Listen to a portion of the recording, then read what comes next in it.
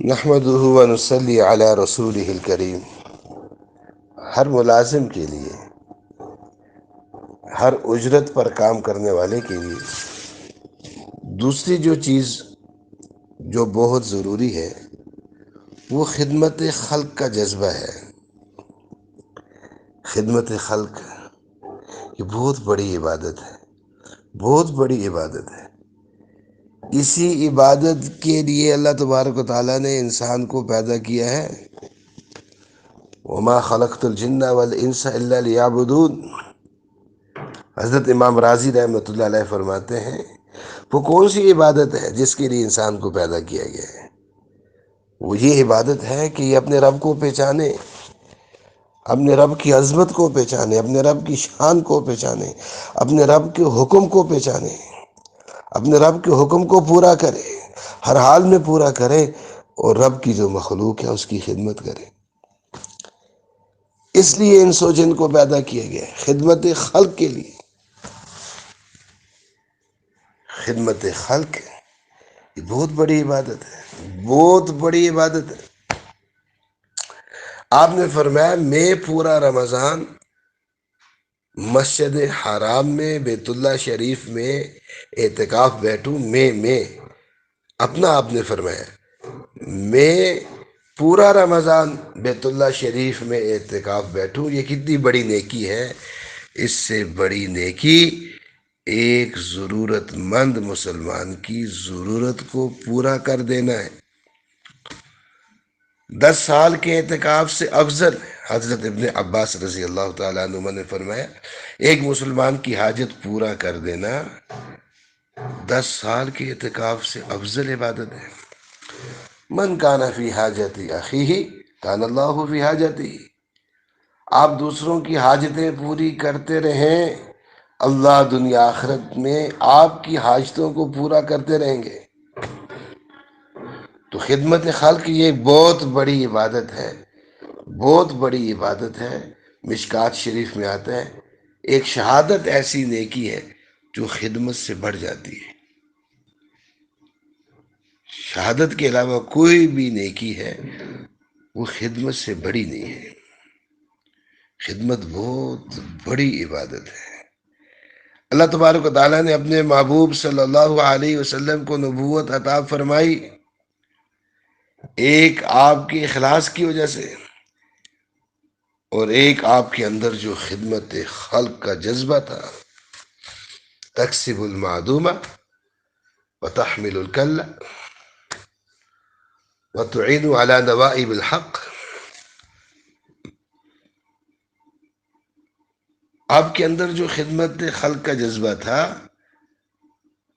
اس جذبے کی وجہ سے اللہ تبارک و تعالیٰ نے آپ کو نبوت عطا فرمائی۔ امور وہبیہ جو ہوتے ہیں یہ امور کسبیہ پر مرتب ہوتے ہیں۔ اسلمت بما اسلفت، تم نیک کام کرتے تھے، ان نیک کاموں کی برکت ہی سے تمہیں اللہ تبارک و تعالیٰ نے ہدایت عطا فرمائی ہے۔ بخاری شریف میں آتا ہے نا، ایک پیاسے کتے کو پانی پلایا، فاحشہ بدکارہ عورت نے، اللہ نے جنت واجب فرما دی۔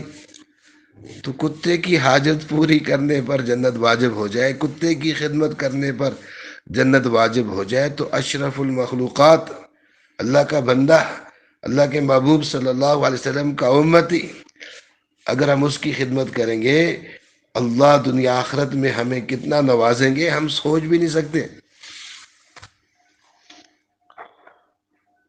تو خدمت خلق کا جذبہ ہونا چاہیے، خدمت خلق کا جذبہ۔ پھر انسان اپنے منصب کو، اپنے عہدے کو صحیح طرح پہچان بھی سکتا ہے، اور منصب اور عہدے کا حق بھی ادا کر سکتا ہے۔ حضرت سیدنا ابوبکر صدیق رضی اللہ تعالیٰ عنہ، وہ بڑھیا کے گھر کا پانی بھی بھرا کرتے تھے، اس کے گھر میں جھاڑو بھی دیا کرتے تھے، اس کے گھر کا سارا کام کیا کرتے تھے۔ حضرت مفتی اعظم ہند، مفتی اعظم ہند حضرت مفتی عزیز الرحمان صاحب نور اللہ مرکزہ، اپنی بستی کی جتنی بھی بیوہ عورتیں تھیں ساری بیوہ عورتوں کے گھروں کے کام کیا کرتے تھے، ان کے گھروں کے سودے بھی لایا کرتے تھے۔ تو خدمت خلق کا جذبہ جب تک نہیں ہوگا اور اس کے فضائل سامنے نہیں ہوں گے، یہ کتنی بڑی عبادت ہے، ہم اس کو نہیں پہچانیں گے تو ہم خدمت خلق کو ایک بوجھ سمجھیں گے، مصیبت سمجھیں گے۔ اور پھر ہم تو اجرت لیتے ہیں، وظیفہ لیتے ہیں، تنخواہ لیتے ہیں، ہماری تو ذمہ داری ہر آنے والے کی خدمت کرے، اس کے سامنے بچھ جائیں اور اللہ سے دعا مانگے کہ اللہ تبارک و تعالی ہمیں اس خدمت کا اجر بھی نصیب فرما دے۔ ہم تو تنخواہ لیتے ہیں، ہماری ذمہ داری ہے۔ اگر ہم اس خدمت میں کمی کریں گے تو آخرت میں پوچھ ہوگی۔ تو ہر ملازم کے پاس جو دوسری دولت ہونی چاہیے، ہر ملازم کے اندر جو دوسری بات ہونی چاہیے جس کا اسے خیال رکھنا چاہیے، وہ خدمت خلق کا جذبہ ہے۔ اگر خدمت خلق کا جذبہ ہوگا تو ہم اپنے منصب کی ذمہ داری کو ادا کر سکیں گے۔